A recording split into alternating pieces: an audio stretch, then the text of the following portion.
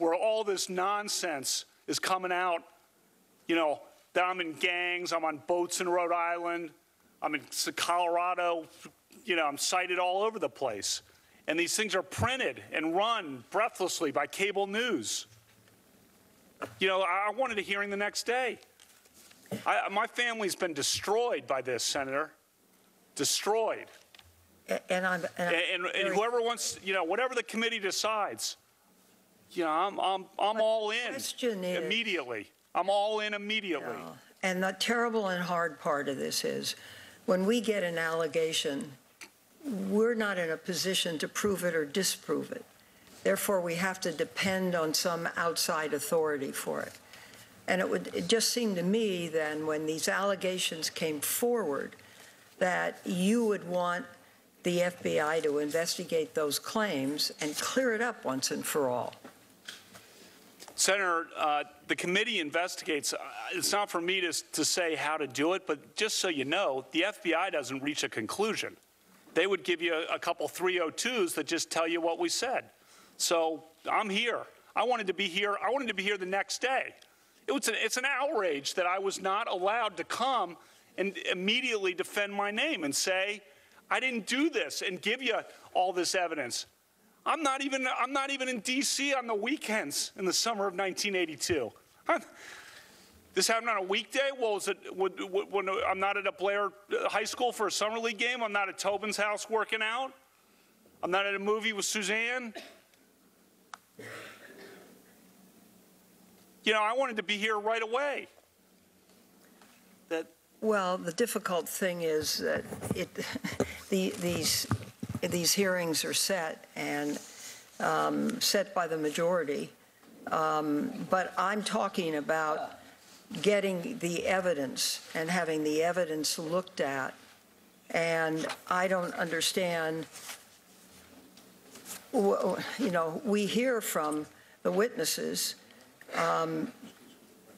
but the FBI isn't interviewing them and isn't giving us any facts. So all we have— You're interviewing me. You're interviewing me. You're doing it, Senator. I'm sorry to interrupt, but you're doing it. There's no conclusions reached. And what you're saying, if I understand it, is that the allegations by Dr. Ford, Ms. Ramirez, and Ms. Swetnick are wrong. Yeah, that is emphatically what I'm saying. Emphatically. The Swetnick thing is a joke. That is a farce. Would you like to say more about it? No. Okay. That's it. Thank you, Mr. Chairman. Ms. Mitchell. Okay. Dr. Ford has described you as being intoxicated at a party. Did you consume alcohol during your high school years? Yes, we drank beer. My friends and I, the boys and girls, yes, we drank beer. I liked beer, still like beer. We drank beer. The drinking age, as I noted, was 18, so the seniors were legal. Senior year in high school, people were legal to drink. And we drank beer. And I said sometimes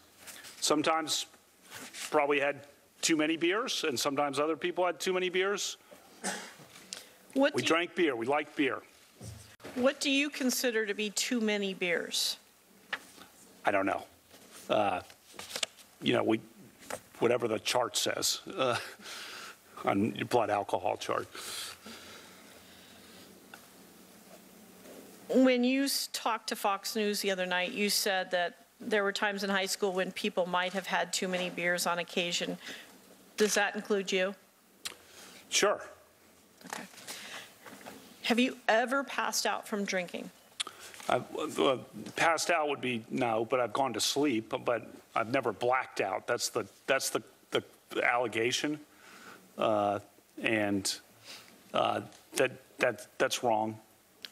So let's talk about your time in high school. In high school, after drinking, did you ever wake up in a different location than you remembered passing out or going to sleep? No, no. Did you ever wake up with your clothes in a different condition or fewer clothes on than you remembered when you went to sleep or passed out? No, no. Did you ever tell did anyone ever tell you about something that happened in your presence that you didn't remember and during a time that you had been drinking? No, we drank beer, and so did I think the vast majority of people our age at the time. But in any event, we drank beer and still do. So whatever, yeah. During the time in high school when you would be drinking, did anyone ever tell you about something that you did not remember? No. Dr. Ford described a small gathering of people at a suburban Maryland home in the summer of 1982. She said that Mark Judge, P.J. Smith, and Leland Ingham also were present, as well as an unknown male, and that the people were drinking to varying degrees.